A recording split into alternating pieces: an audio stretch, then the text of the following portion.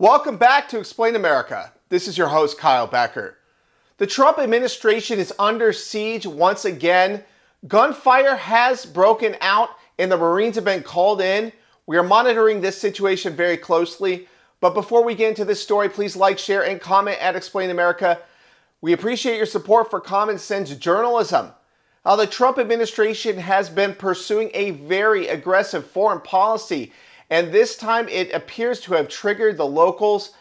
At a U.S. embassy in Haiti, gunfire was exchanged between Marines and local gang members.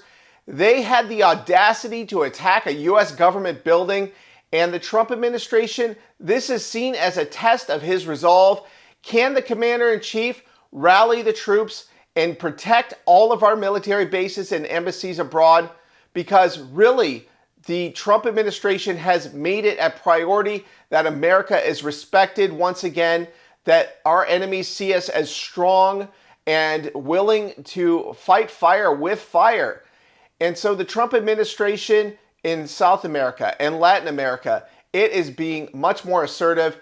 It is really enforcing the Monroe Doctrine, or as we might call it, the Trump Doctrine, and that is trying to push out gun traffickers, human smugglers, narcotics, shippers to the United States. And with the fentanyl epidemic killing thousands and thousands of Americans every year, you could obviously see this as a type of undeclared war against the United States. And Venezuela is also finding out that the Trump administration means business because it has attacked several of its narcotics shippers that are trying to smuggle drugs into the United States. And Nicolas Maduro, he is wanting to broker a peace deal, it appears, or at least a truce. And so the Trump administration, it is really taking on a lot of enemies, both foreign and domestic. So once again, we're going to have to keep an eye on this development. If you have any thoughts, please weigh in below. We always appreciate your support at Explain America.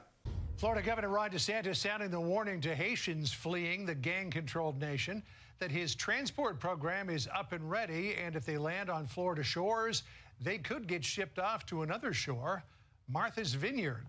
Comes as gang violence in Haiti escalates and the U.S. considers evacuation options. Our Brian Yanis is live in the Dominican Republic. He's right there on the border with Haiti. Brian, how many Americans still trying to get out at this point?